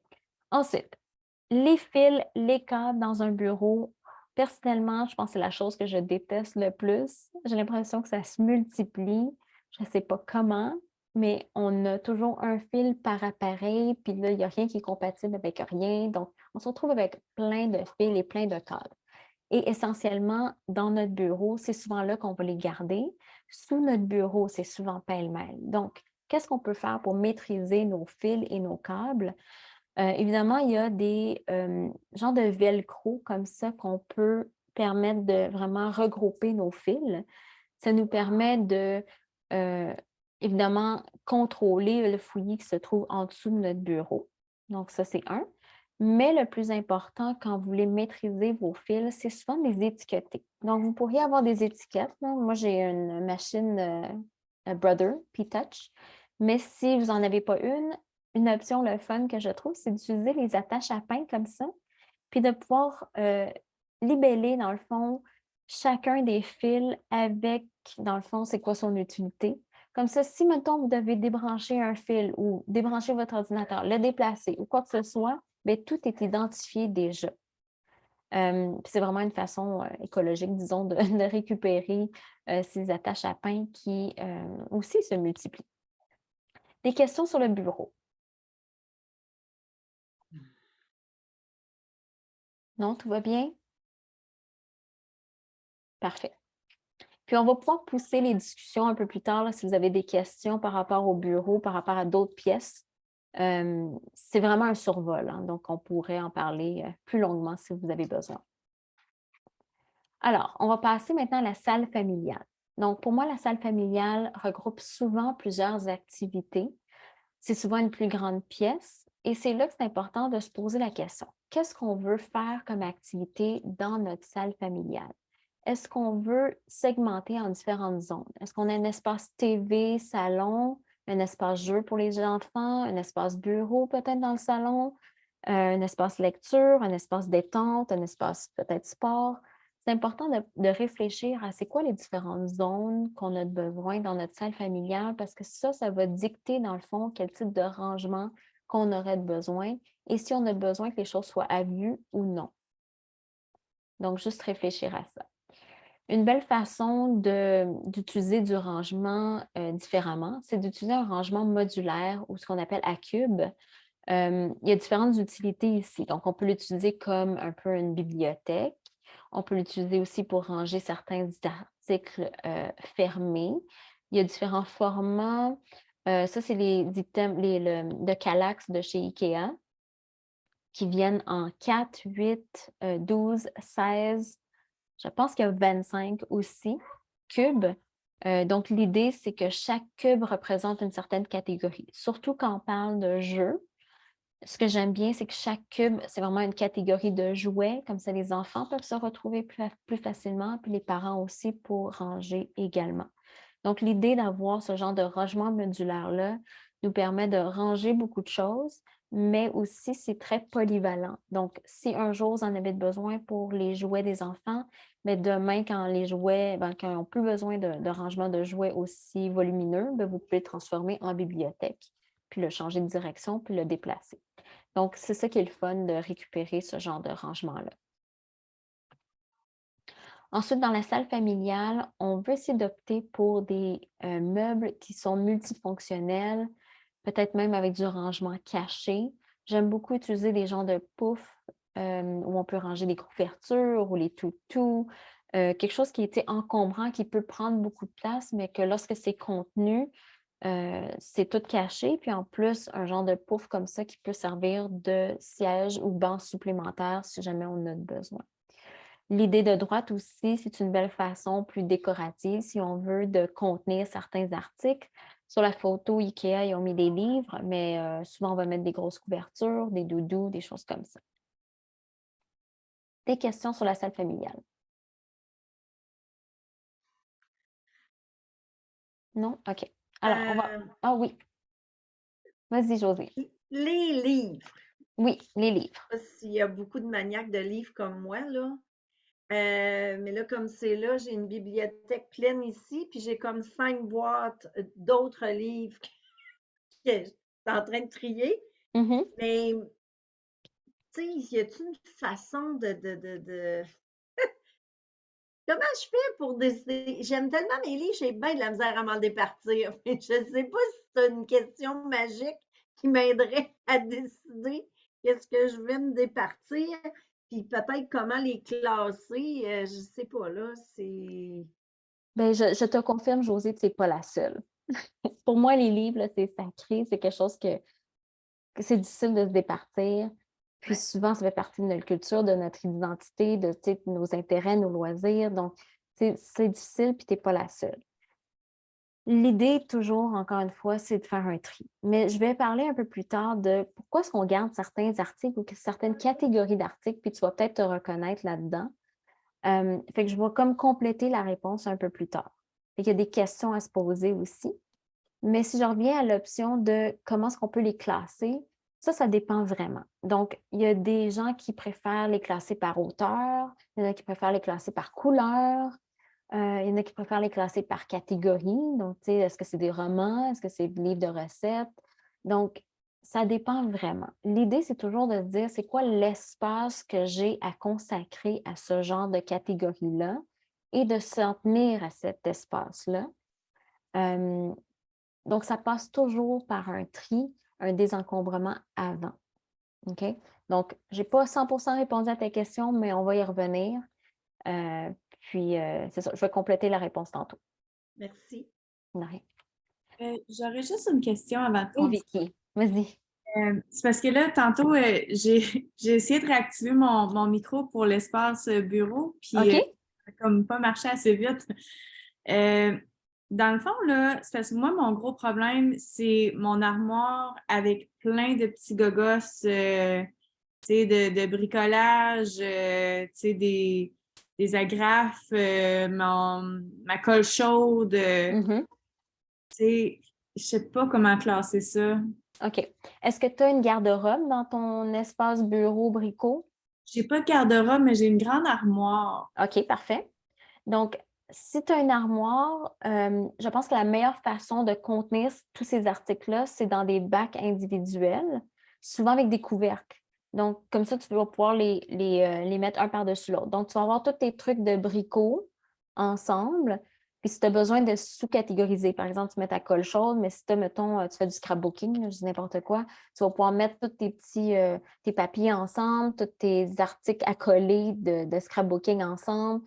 Donc, tu vas pouvoir segmenter selon les activités que tu fais. Donc, souvent, ça va être des bacs empilés avec des couvercles, toujours identifier c'est quoi qu'on retrouve dedans pour pouvoir optimiser l'espace que tu as. Puis, mettons que ça fait 10 ans que je n'y touche pas, mais que je Ouais. me dis, un jour, mes enfants vont peut-être s'en servir. C'est-tu irréaliste? Je devrais-tu m'en débarrasser, puis genre acheter du nouveau quand le temps viendra? Fait que souvent, la crainte qu'on a, puis souvent les mamans, on a ça, c'est qu'on garde toujours les choses au cas où. Et souvent, je vais dire, tu peux les garder au cas où. Il n'y a pas de problème si tu as l'espace de rangement pour. Mais la question à se poser, c'est est-ce que tu as besoin plus de l'objet ou tu as besoin plus de l'espace de rangement?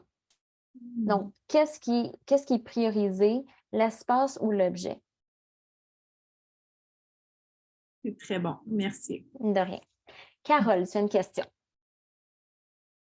Oui, moi, dans mon salon, j'ai encore des speakers de très haute qualité, mais qui ont plein de fils. Mhm. Écoute, c'est de la haute qualité, mais ces fils-là, moi, je les vois, ils sont derrière. T'aurais-tu un truc parce que ça se trouve être le mur que les gens passent, tu sais? Puis moi, je les vois. Je le sais qu'ils sont là. Je les ai cachés avec des objets sur le côté. Je le sais qu'ils sont là. Est-ce que tu as des trucs pour ces fils-là? Alors, il existe des genres de tubes pour cacher les fils qu'on va regrouper.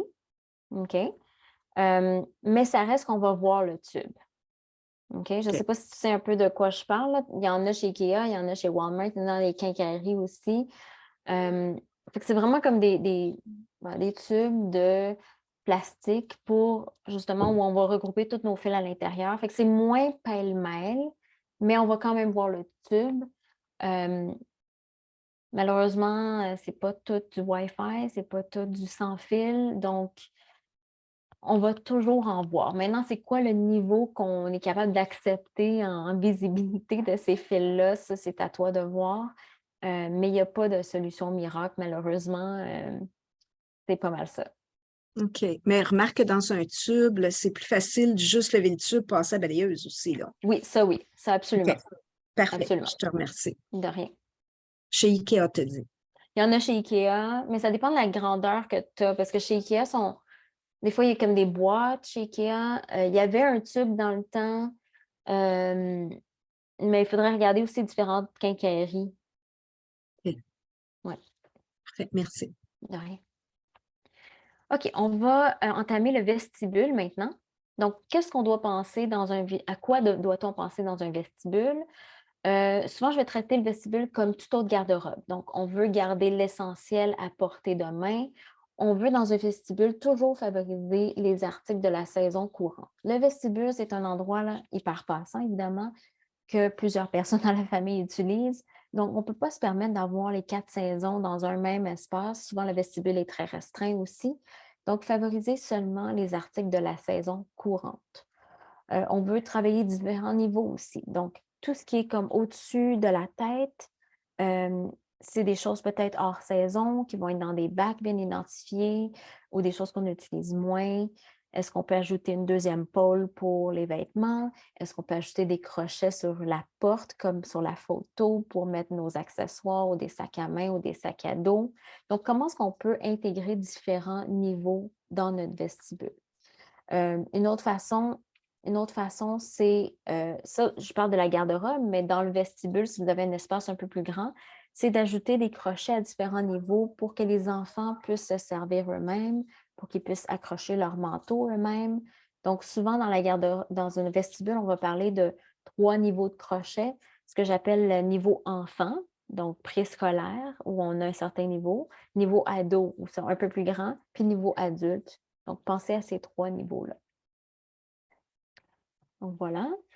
Dans le vestibule, je favorise toujours un rangement individuel pour que chaque membre de la famille soit autonome. Et dans le vestibule, comme c'est un endroit où on est de passage, on n'a pas le temps de soulever des bacs puis des couvercles. Donc, on opte pour des rangements ouverts, comme des paniers décoratifs qu'on peut mettre comme la photo du milieu.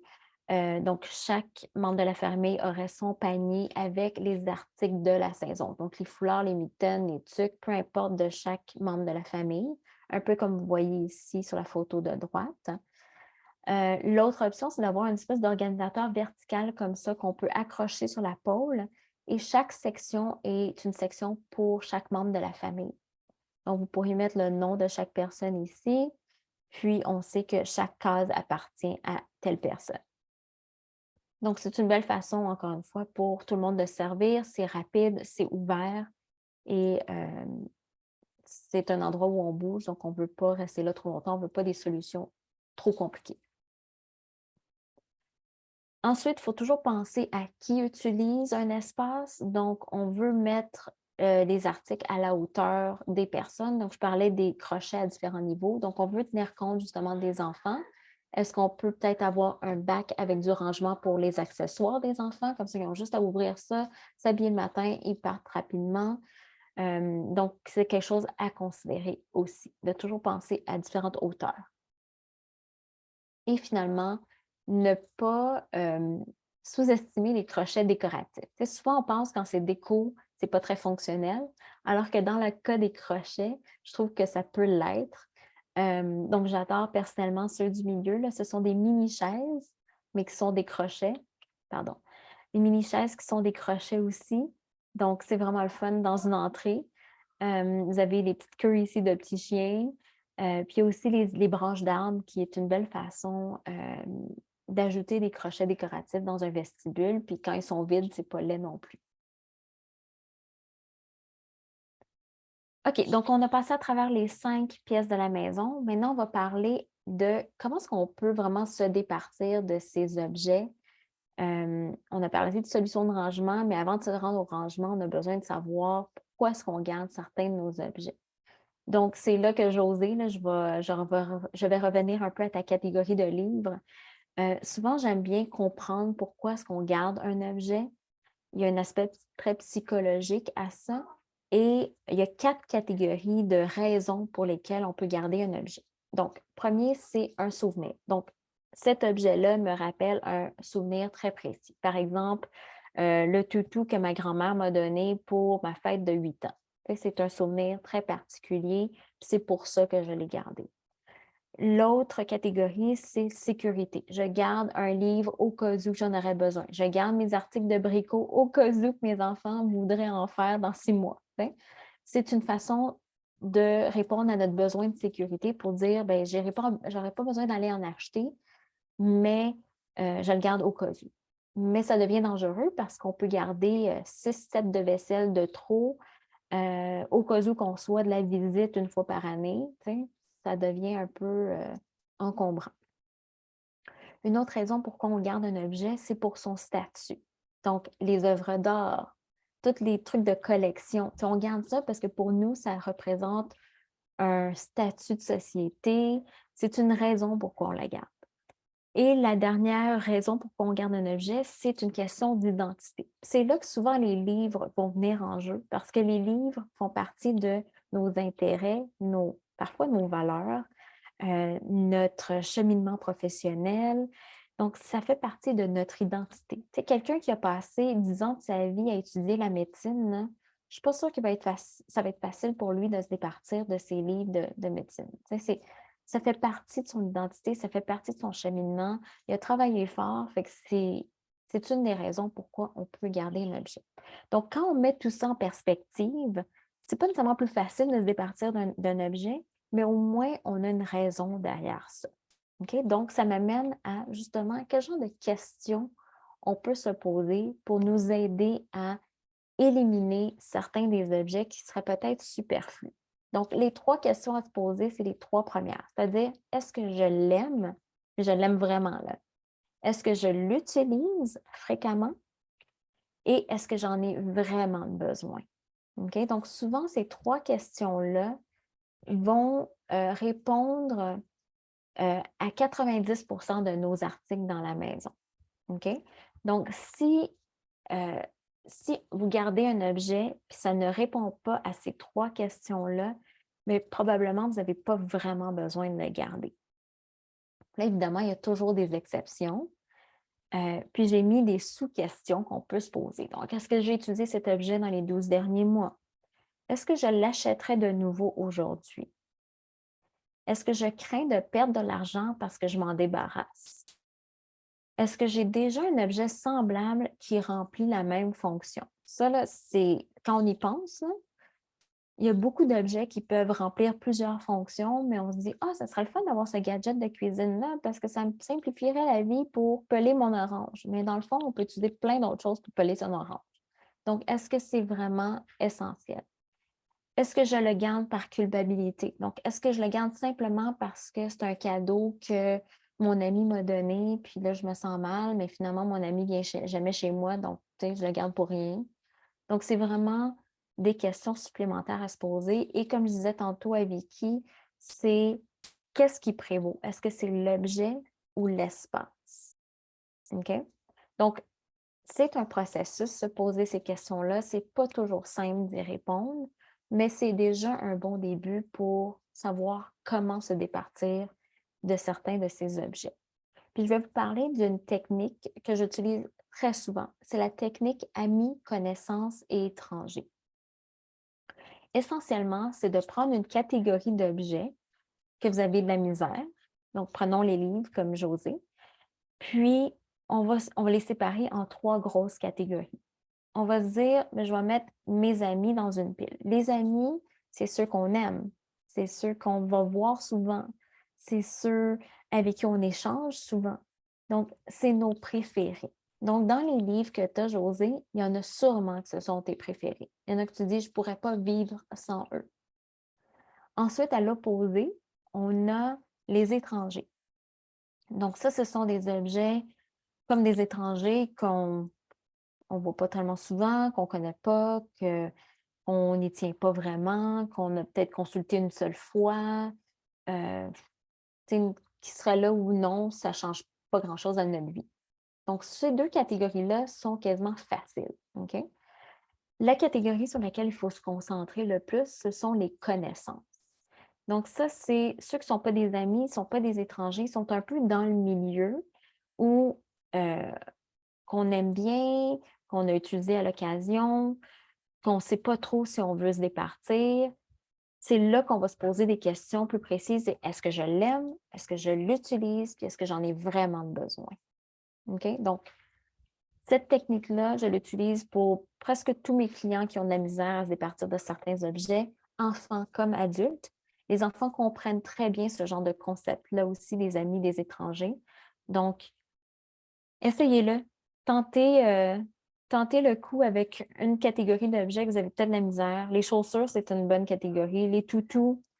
Donc, vraiment, utilisez cette technique-là. Essayez-la. Maintenant, comment s'en départir? Hein? Évidemment, il y a les centres de dons qu'on connaît tous, les renaissances et autres. Il y a les éco-centres lorsque ce sont des objets dont on doit vraiment se départir de façon éco-responsable. Il y a les antiquaires. C'est une façon de s'en départir, mais les antiquaires, il faut faire attention. Souvent, on a l'impression qu'on a un meuble des années 70, ça devrait valoir quelque chose, mais essentiellement, les antiquaires ne sont pas intéressés par ça. Les antiquaires vont aller chercher des choses vraiment beaucoup plus anciennes qui ont une certaine valeur. Donc, informez-vous auprès d'antiquaires si vous pensez qu'un meuble vaut la peine d'être vendu, mais ce n'est pas souvent le cas. Souvent, on va plus opter pour les ventes de garage, marketplace sur Facebook, Kijiji. Donc, ce sont tous des bonnes façons de se départir de certains objets et parfois de donner une seconde vie.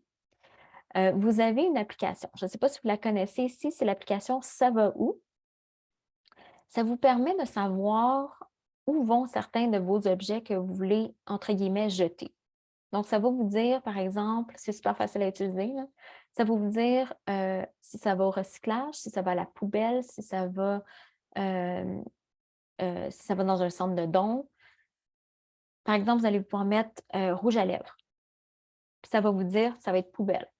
Pourquoi ça va être poubelle? Donc, c'est vraiment le fun. Des fois, on ne sait pas trop, on veut faire ça correctement, on a un petit doute. Donc, ça va où va vraiment répondre à beaucoup de vos questions. Donc, voilà. La note de la fin, il est quelle heure? Ah, c'est pas pire. Alors, ce que je veux, en fait, j'espère que vous avez pu en tirer quelques informations. l'idée, c'est pas de tout implanter d'un seul coup. Je vous ai bombardé d'informations. L'idée, c'est de comprendre qu'il n'y a pas de solution unique. Il faut parfois essayer plusieurs solutions de rangement pour voir celle qui vous convient à vous, à votre famille. L'idée de commencer petit aussi, c'est un bon motivateur là, pour ne pas vous décourager dans le processus. Essayez différents systèmes, impliquez tous les membres de la famille. Donc, mettez-vous pas ça sur le dos seulement à vous, mais donnez une petite tâche à chaque personne de la famille pour que justement, ça devienne un projet familial ou de couple. Puis, déterminer un objectif qui est réaliste parce que l'organisation, le rangement, c'est un processus. Ce n'est pas réaliste de dire « je vais organiser ma maison en 24 heures, en une fin de semaine ». Ça ne se fera pas. Moi-même, je ne suis pas capable. Donc, c'est un processus, puis donnez-vous cette chance de justement en faire un peu à la fois. Donc, voilà. Si vous voulez un peu plus d'informations, si vous êtes intéressé par ce que je vous ai mentionné, vous pouvez toujours me suivre sur les différents réseaux sociaux. Vous avez mes coordonnées pour m'écrire si jamais ça vous intéresse. Mais je veux vous remercier pour votre attention, votre participation et je vous ouvre le plancher à vos questions. Alors, je vais ouvrir le chat. Merci, Carole. Merci. OK. Alors, est-ce que vous avez des questions? Ça peut être des questions plus précises ou des choses que j'ai passées peut-être plus en survol.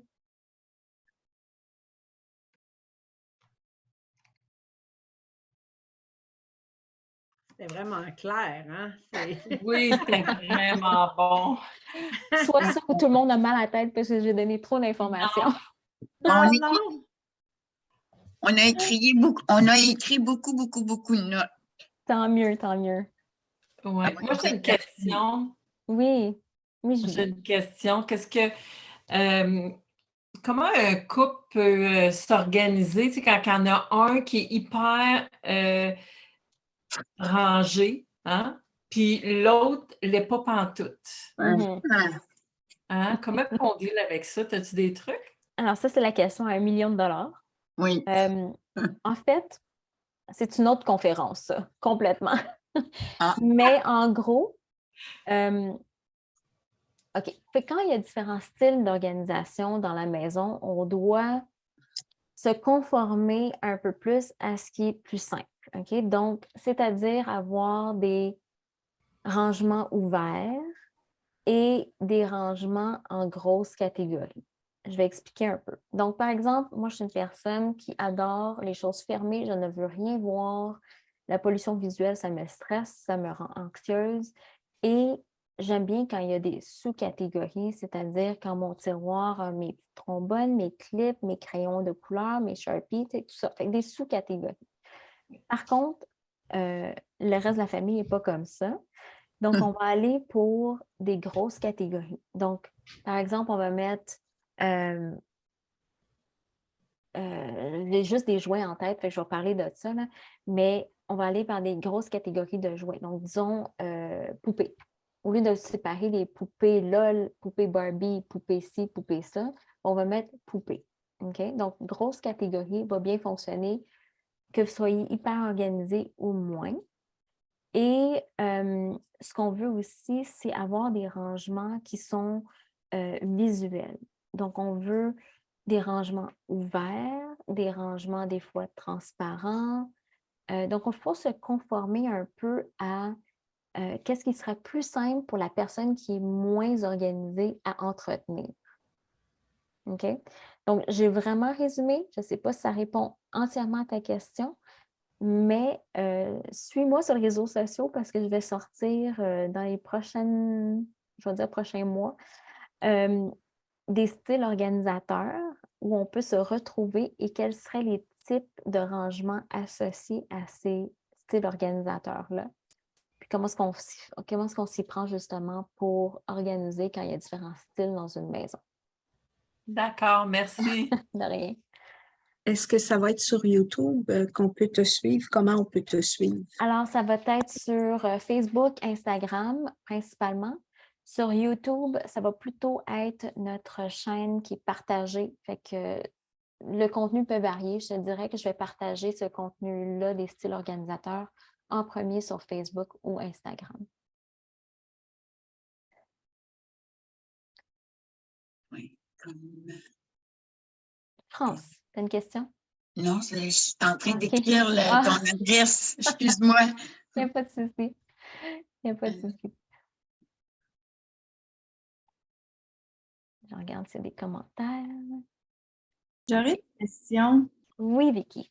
Moi, je suis du genre, tu sais, j'aime ça avoir plein de places de rangement. Tu sais, comme mes enfants, là, ils ont chacun un tiroir quand ils rentrent dans la maison, avec un bac pour les mitaines, un bac pour les tucs, un bac pour les cache-cou, puis ils ont un tiroir pour les souliers.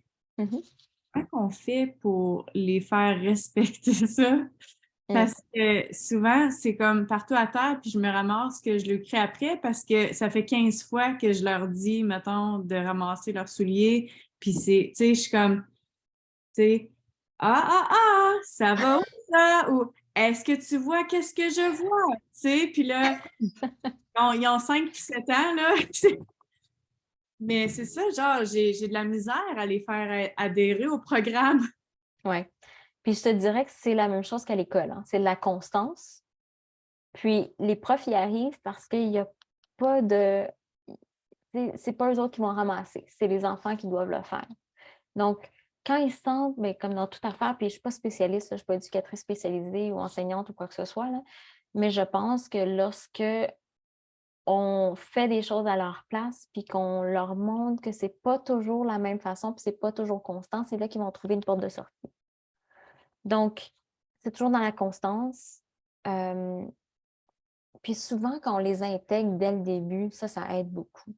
Donc, souvent, quand je vais mettre un nouveau système en place chez des clients, si les enfants sont là, ben, je les passe à travers l'espace, puis je leur dis, mettons, maman et papa, on a passé toute la journée à organiser ta chambre, puis je veux te montrer ce qu'on a fait, puis voir si tu es capable de l'entretenir, puis de le maintenir, puis je veux savoir ce que tu en penses. Fait que, quand ils se sentent impliqués dans le processus, là, ça va énormément les aider. Un peu comme le principe de lorsqu'ils vont cuisiner avec les parents, ben, ils sont plus prêts à essayer des nouvelles choses. C'est un peu ce principe-là. Maintenant, il n'y a pas de miracle. C'est sûr qu'au début, c'est beaucoup de discipline et beaucoup de constance. Donc, c'est pas mal ça que je te dirais. Là. Il n'y a pas de, il y a pas de solution Si je miracle. peux Des me fois, permettre, ça fonctionne pas. Oui, je ne sais pas si c'est je peux me qui. permettre, écoute, je suis une ancienne éducatrice, Ah, vas-y. alors Parfait, je te laisse le plancher. si je peux me permettre, un tableau de motivation pourrait aider vraiment beaucoup. Oui. En même temps, ben, étant donné qu'on a des buts et des choses à réaliser chez Mary Kay et qu'il y a des beaux cadeaux qu'on peut se permettre, c'est qu'on peut aussi intégrer les enfants dans cette activation-là de tout ce qu'on fait chez Mary Kay et d'aller leur permettre de se choisir un cadeau. Et c'est ça qui va les motiver à dire, OK, moi, je vais ramasser ma chambre, je vais aider maman à ramasser ma vaisselle, je vais la mettre dans le lave-vaisselle, je vais ramasser mes jouets. Et ça, c'est vraiment une grande motivation. Puis même juste les petits collants sur le tableau, ils aiment tellement ça, là. Un système de points, un système de jetons fonctionne très bien. Exactement. Oui. Je ne sais pas si tu connais la compagnie Les Belles Combines. Donc, je suis partenaire des Belles Combines. C'est vraiment une compagnie qui se spécialise dans l'organisation familiale. Il y a plein d'outils pour les parents, pour la gestion de temps, planification, mais aussi justement pour les systèmes de motivation pour les enfants. Donc, si jamais ça t'intéresse, je peux peut-être mettre mon code promo, là, si jamais ça peut aider quelqu'un. Moi, il y a une question qui m'est venue. Tu avais Oui. terminé, Diane? OK. On n'a pas parlé, là, mais la salle de bain. Oui. Le nombre de produits qu'on accumule là, c'est assez hallucinant. Oui.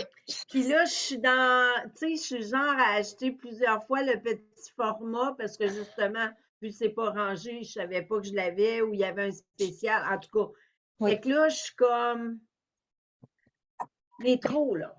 Fait que comme dans tout espace, on commence toujours par le désencombrement. Hein? Fait qu'on va passer avec la méthode SPACE du début, là. Donc, vraiment faire un tri, tout sortir, catégoriser.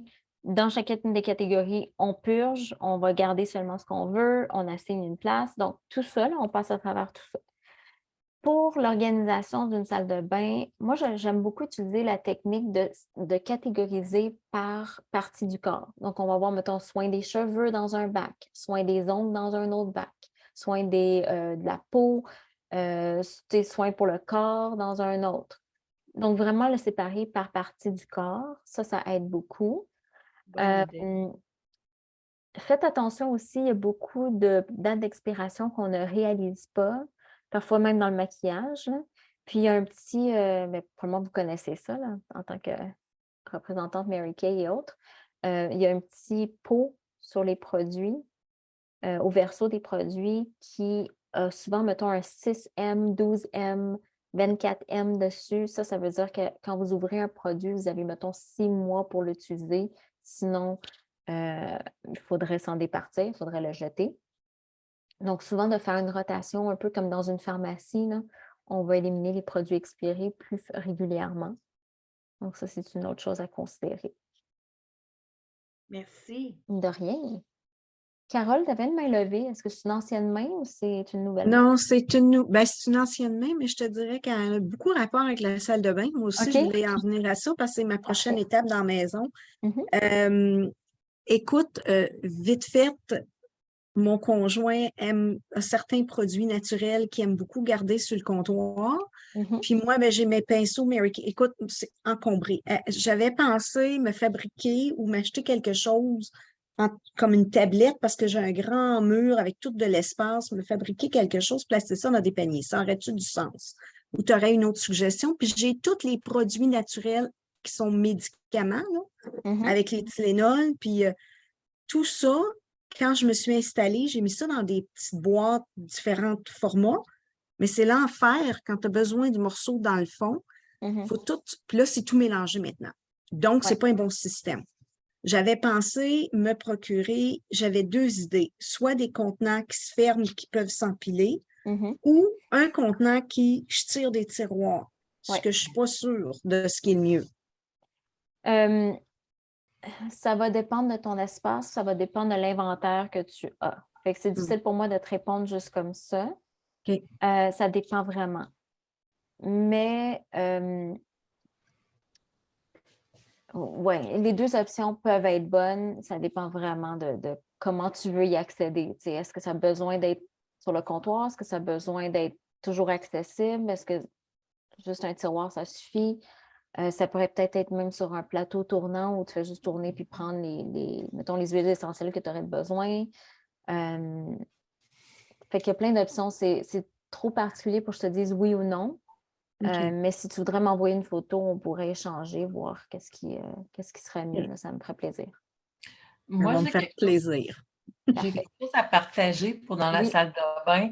Mhm. J'ai pas un énorme comptoir, puis tu sais, dans Mary Kay, on utilise bien des produits, puis des petites affaires. Puis, Mhm. alors, je me suis acheté sur Amazon, je crois, un rack qui est vraiment haut, Mhm. qui a différentes hauteurs, puis différents Ah compartiments. oui, moi je vois. OK.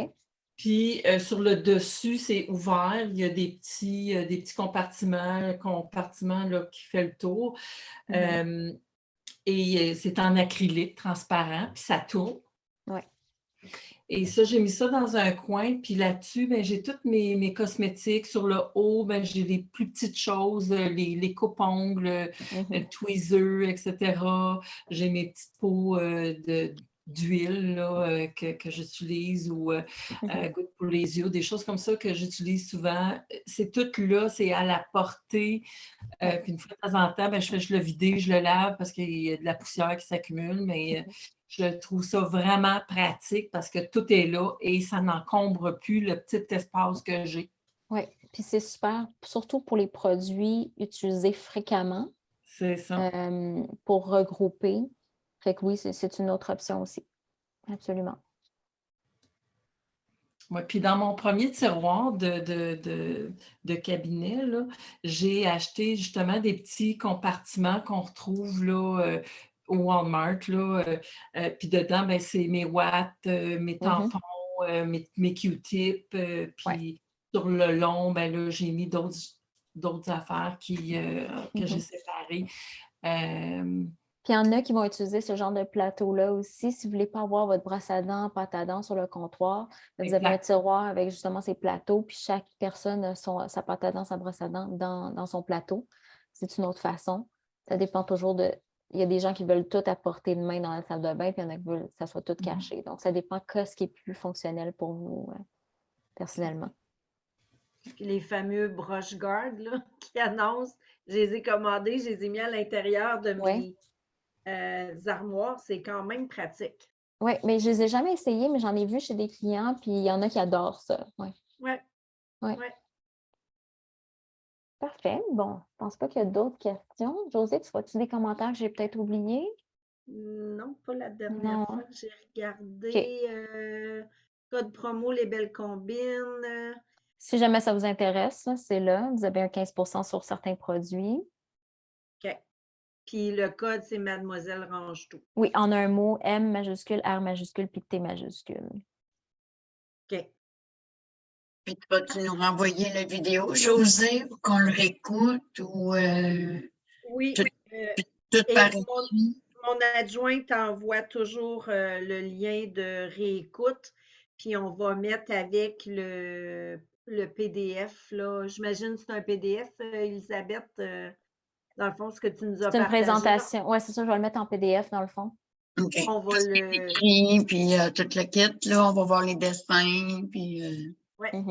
en cours. Mon adjointe va vous envoyer ça, mais ça va aller le début de la semaine prochaine parce que Pas de problème. il est en congé jusque-là. D'accord. Merci. Plaisir. Eh bien, écoute, merci Elisabeth. C'était Merci vraiment, beaucoup. oui, une bonne main d'applaudissements. Bravo!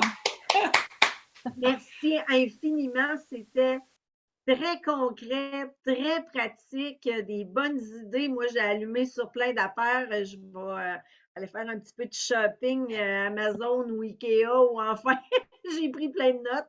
Puis merci, tu es vraiment super intéressante et puis c'est très, très apprécié.